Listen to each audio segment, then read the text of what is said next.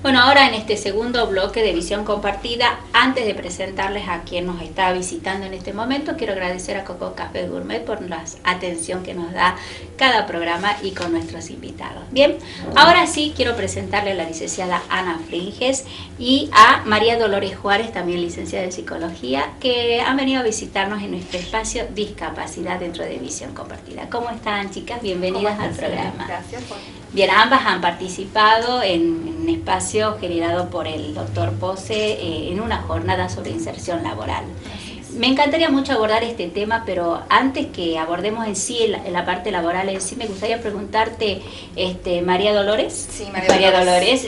La responsabilidad de la familia en cuanto a la persona con esta, digamos, persona con discapacidad, el rol que tiene la familia. Bien.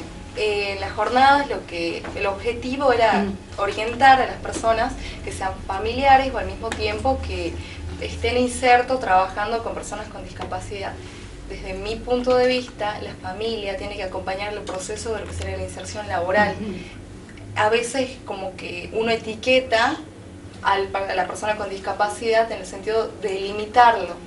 Porque no va a poder. Exactamente, y se coloca en el rol de víctima, la persona con discapacidad, y no se orienta a la búsqueda de salir al mercado, de animarse a postularse en un anuncio que sale en la Gaceta o que es publicado en la web y presentar su currículum, animarse a una entrevista. Y prefiere vivir de un subsidio económico o al mismo tiempo que sea económicamente rentable para la familia, lo que sería que sigan, no sé, teniendo un sostén económico. Exactamente. Perfecto. En este sentido es importante la familia que acompañe a las personas, que sea el familiar con discapacidad, que le brinde el apoyo, que aumente la autoestima que él tenga para poder animarse y que no lo limite con estos estereotipos que a veces se le dice vos no podés, no me parece que vas a llegar en la búsqueda, sino que animarlo, acompañarlo, hablar del tema, porque algunas familias es un tema tabú, no se habla de la persona que tiene con discapacidad, del familiar, o al mismo tiempo lo oculta a veces. Exactamente, ¿no? Lo oculta y no lo habla. Y si no se comunica en la familia, o sea, no se puede tener difusión en lo que sería el contexto social en el que se encuentra, ¿bien? Sí, es importante eso, porque como has señalado una palabra muy importante que es la autoestima, ¿no? Exactamente. Al momento de que esta persona ya está, digamos, con alguna diferenciación, ¿no es cierto? Y ya tiene de por sí el sentirse distinto, entonces si lo aumentamos a eso, que o mamá o papá o hermano o el que fuera, que está en el contexto de su ambiente, le dice no podés, vos no vas a poder, Tal cual. es más aplastante, ¿no es así? Entonces es muy importante entonces la familia que le haga sentir a la persona que puede. ¿Y cómo puede, Ana, en cuanto a empezar a ver qué es lo primero que tendría que hacer?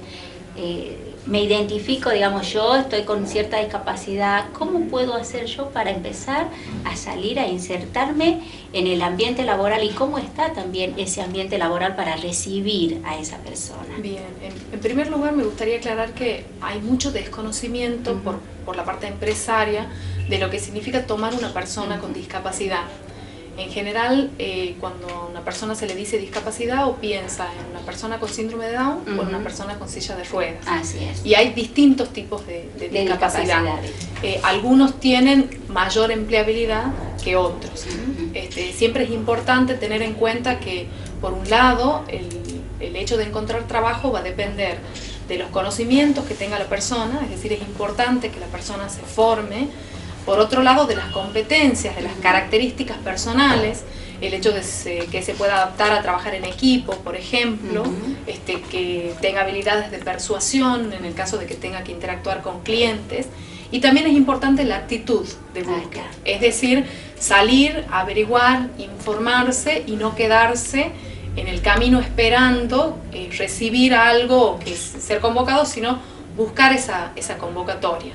Y por otro lado hay que tener en cuenta el mercado laboral y cuáles son las ofertas que pueden llegar a haber. Buscar eso que yo puedo hacer, ¿no es cierto? Claro, porque claro. Por ahí buscar lo que no puedo o lo que yo sueño, si tengo ciertas limitaciones, va a ser siempre frustrante. acorde a lo que serían Claro. las habilidades y capacidades que pueden desarrollar. Exactamente. Vos mencionaste el rol de la empresa. ¿Cómo Sí. está el empresariado en Tucumán? En general, como comentaba, hay mucho desconocimiento. El hecho de emplear a una persona con discapacidad trae beneficios de distintos tipos. Por un lado, a la persona, en el sentido de su autoestima, de su realización personal, a la sociedad, porque esa persona deja un rol de asistencialismo y pasa a ser un factor productivo en la sociedad. Por otro lado, a nivel clima laboral, la respuesta del grupo de trabajo ante la inserción de una persona con discapacidad es 100% positiva. Solidaria también. Es solidaria, exactamente, sí.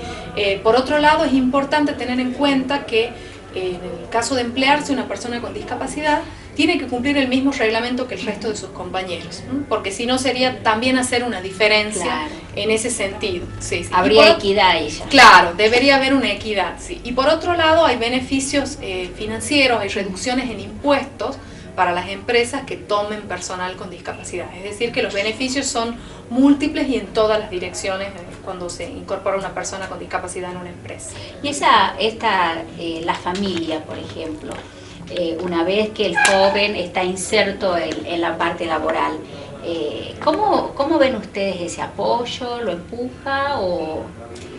Imagínate que todo padre siempre a veces sobreprotege, tiene miedo cuando hay un cambio evolutivo en el ciclo de la vida de una persona, pasar de lo que sería de la escuela a la universidad o el tener una novia. Así es. Imagínate en este sentido, los padres con niños con discapacidad que se hace adulto y que quiere insertarse laboralmente, va a tener un temor, porque hay un desconocimiento, como decía mi colega, hacia el ambiente social en el que va a estar inserto. Sé que está protegido en mi casa, sé que está protegido a la escuela que asiste, a la institución, pero no sé cómo será esa realidad social, porque no hay difusión, tampoco no hay campañas de concientización de responsabilidad social empresaria. Entonces hay generalmente un cierto temor, una inseguridad, pero lo importante es esto, que ellos afiancen la potencialidad que tienen estas personas, que no lo tomen a sus limitaciones y nuevamente lo sobreprotejan y le impidan que pueda animarse a una búsqueda, sino que lo acompañen en el proceso, lo acompañen a quedarme en su currículum, que lo dejen en las consultoras, que se postulen en las búsquedas que son acorde, como decían nuevamente, a lo que serán las habilidades que tienen. Y las necesidades también que hay en la empresa. Tal cual, hacer esa, como es, digamos, buscar las dos cosas, ¿no? Exactamente. Entonces, por ahí el papá quizás tienda a llevarlo al trabajo, a esperarlo al trabajo, a averiguar cómo va, a hablar con el jefe. Por ahí yo pienso que tienen estas actitudes. Involucrarse en el proceso. Pero dejar un poquito, para que sea autónomo y pueda lograr esto que es la independencia, que pueda ser autónomo y al lograr la independencia pueden tener también, asumir responsabilidades. Se animan a más. Exactamente, esto se implica también lo que sería en el cuidado personal, en la imagen que tienen.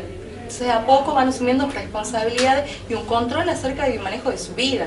Ayudarles a crecer. Exactamente. Y generalmente, ¿en qué puestos están los chicos? Y en general se adapta a la limitación que pueda llegar a tener. La mayor dificultad puede ser la accesibilidad, por ejemplo.